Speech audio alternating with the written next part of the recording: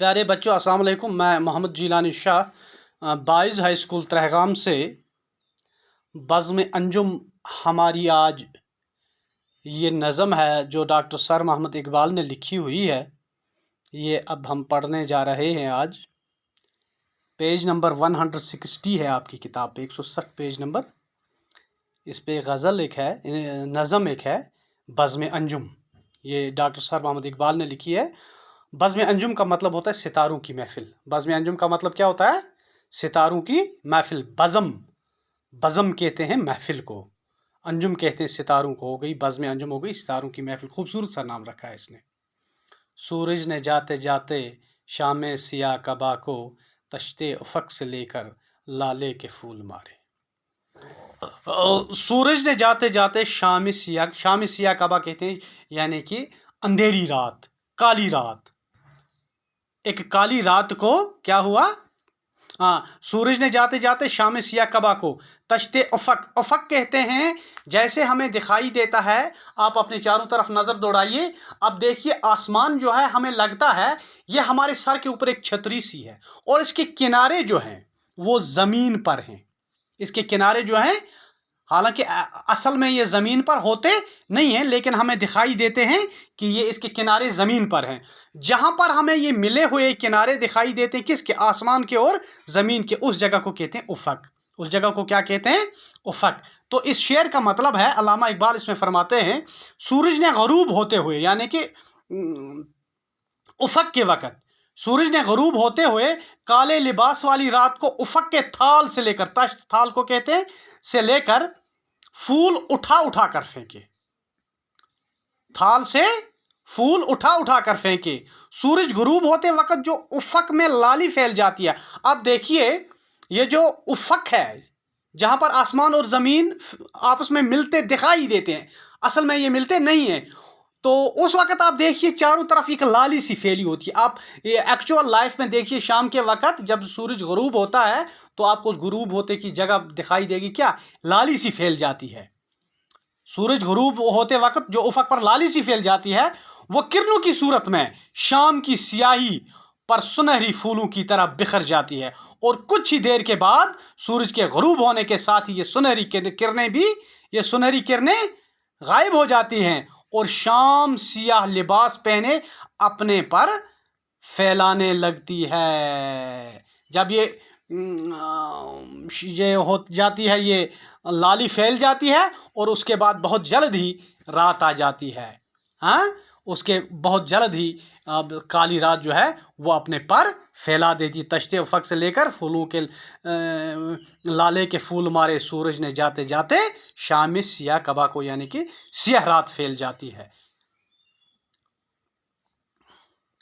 दूसरा शेर है, पहना दिया शफ़क़ ने सोने का सारा ज़ेवर।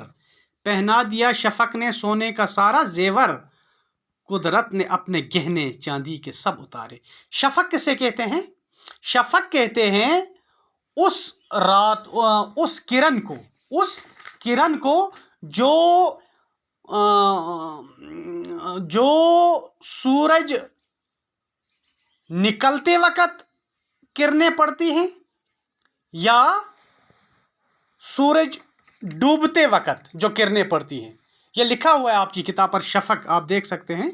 शफ़क़ ये है, शफ़क़ सूरज के निकलते वक़्त मशरिक़ में और डूबते वक़्त मगरिब में उफ़क़ पर जो सुर्खी नज़र आती है, उसे क्या कहते हैं? उस सुर्खी को शफ़क़ कहते हैं।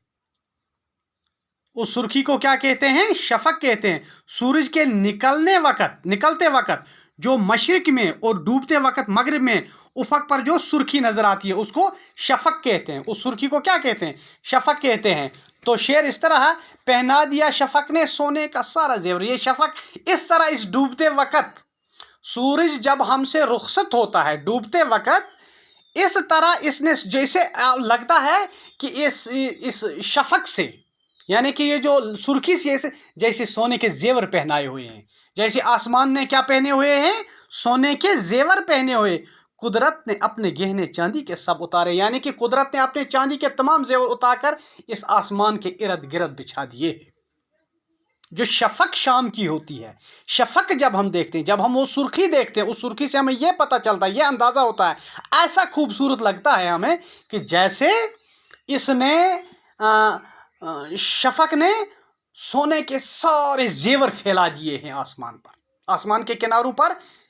یہ سرخی جو ہمیں لگتی ہے، یہ ایسی لگتی ہے جیسے کہ سونے کے زیور ہیں۔ قدرت نے اپنے گہنے چاندی کے سب، یعنی کہ قدرت نے اپنے تمام چاندی کے گہنے جو ہیں وہ اتار کر اس پر پھیلا دیے ہیں۔ اتنا خوبصورت منظر ہوتا ہے اس کا۔ پہنا دیا شفق نے سونے کا سارا زیور، قدرت نے اپنے گہنے چاندی کے سب اتارے، یعنی کہ قدرت نے اپنے تمام چاندی کے گہنے اتار کر آسمان کو پہنا دیے ہیں۔ ایسا لگتا ہے جس وقت شفق ہمیں دکھائی دیتی ہے شام کے وقت۔ ہاں، پھر کیا ہے؟ محمل میں خاموشی کے لیلائے ظلمت آئی، چمکے عروس شب کے وہ موتی پیارے پیارے۔ اس شعر میں کیا شاعر فرماتا ہے؟ آپ شعر دیکھ لیجئے پھر۔ محمل میں خاموشی کے لیلائی ظلمت آئی، یعنی کہ رات، اندھیری رات، لیلائی ظلمت ہو گئی اندھیری ظالم رات، چمکے عروس شب کے وہ موتی پیارے پیارے۔ شاعر اس میں فرماتا ہے کہ شام کے وقت قدرت نے اپنے چاندی کے زیور، سورج کی چاندی جیسی سفید روشنی اتار دیے۔ ہاں، یہ دوسرے شاعر کا ترجمہ ہے۔ تیسرا ہے محمل میں خاموشی کے لیلائی ظلمت، یعنی کہ ظالم رات، لائل رات کو کہتے ہیں، ظالم رات، چمکے عروس شب کے وہ موتی پیارے پیارے۔ اس میں کیا شاعر فرماتے ہیں؟ خاموشی پر سوار ہو کر اندھیری رات آئی۔ کیا آئی؟ اندھیری رات آئی، کیونکہ رات جو ہے یہ خاموشی ہوتی ہے۔ رات کیا ہوتی ہے؟ یہ خاموشی ہوتی ہے۔ شب اندھیری رات، عروس شب یہ لکھا ہوا ہے آپ کی کتاب، تاریک شب، اندھیری رات، عروس شب، رات کی دلہن، رات کی عروس دلہن کو کہتے ہیں۔ یہاں رات کو دلہن سے تشبیہ دی گئی ہے، یعنی کہ دلہن کی طرح رات آئی۔ محمل میں خاموشی کے لیلائی ظلمت آئی، چمکے عروس شب کے وہ موتی پیارے پیارے۔ اب جب رات آئی، ظلمت کی رات ہے، اندھیری رات ہے، لیکن آسمان پر کیا چمکتے ہیں؟ اب دیکھیے آسمان پر کیا چمکتے ہیں رات کے وقت؟ تارے چمکتے ہیں، اور وہ تارے جو ہیں وہ ایسے لگتے ہیں جیسے اس اندھیری رات میں موتی ہیں۔ اب ایسے بھی آسمان کی طرف رات کے وقت دیکھیے، چاروں طرف اندھیرا ہوتا ہے، خاموشی ہوتی ہے، لیکن ہمیں صرف کیا دکھائی دیتے ہیں؟ ہمیں صرف تارے دکھائی دیتے ہیں، اور جو تارے ایسے لگتے ہیں جیسے چاندی کی یا سونے کی مالا اندھیرے میں چمکتی ہے، اسی طرح وہ تارے دکھائی دیتے۔ اسی لیے اس یہ کہہ رہا ہے محمل میں خاموشی کے لیلائی ظلمت آئی، خاموش اندھیری رات آئی، لیکن اس میں کیا چمکتے ہیں؟ وہ موتی پیارے پیارے، وہ چمکتے ہیں۔ وہ دور رہنے والے ہنگامہ جہاں سے، کہتا ہے جن کو انسان اپنی زبان سے تارے، وہ بہت دور ہے۔ یہ موتی کیا ہے؟ پھر اس پہ یہ جو پہلا شعر ہے اس کی تشریح یہ دوسرے شعر میں کرتا ہے۔ وہ موتی پیارے پیارے جو چمکے عروس شب کے وہ موتی پیارے پیارے، رات کی دلہن میں کیا چمکتے ہیں؟ رات دلہن ہے، دلہن کو کیونکہ دلہن کے جو ہے کہ پاس وہ گہنے ہوتے ہیں جو چمکتے رہتے ہیں رات کو، اسی لیے دلہن کہتا ہے کیونکہ یہ بھی دلہن کی طرح چمکتی ہے، یہ رات بھی چمکتی ہے، اور اس کے جو تارے ہیں وہ اس کے گہنے ہیں۔ جس طرح گہنے ایک دلہن کو کے اوپر چمکتے ہیں، اسی طرح رات پہ کیا چمکتے ہیں؟ تارے۔ اسی طرح جس طرح ایک دلہن کے اوپر گہنے چمکتے ہیں، اور اس کی تشریح کرتا ہے وہ گہنے کیا ہیں؟ وہ دور رہنے والے ہنگامہ جہاں سے، اس دنیا سے وہ دور ہیں، اس دنیا کے ہنگامے سے، اس کی پریشانیوں سے، اس کی غموں اور مصیبتوں سے، اس کے اتار اور چڑھاؤ سے یہ بہت دور ہیں۔ یہ گہنے وہ ہیں کیا؟ وہ دور رہنے والے ہنگامہ جہاں سے، اس دنیا کے اتار چڑھاؤ سے دور رہنے والے وہ گہنے کیا ہیں؟ کہتا ہے جن کو انسان اپنی زبان میں تارے۔ وہ گہنے کیا ہیں؟ وہ تارے ہیں جو رات کے وقت چمکتے ہیں، اور ہمیں لگتا ہے کہ جیسے دلہن نے زیور پہنے ہوئے ہیں۔ وہ زیور جو ہے وہ موتی پیارے پیارے، وہ تارے ہیں۔ محو فلک فیروزی تھی انجمن فلک کی، عرش بری سے آئی آواز ایک ملک کی۔ محو فلک، فلک آسمان کو کہتے ہیں، فلک آسمان کو کہتے ہیں۔ اس شعر میں علامہ اقبال کیا فرماتے ہیں کہ آسمان کی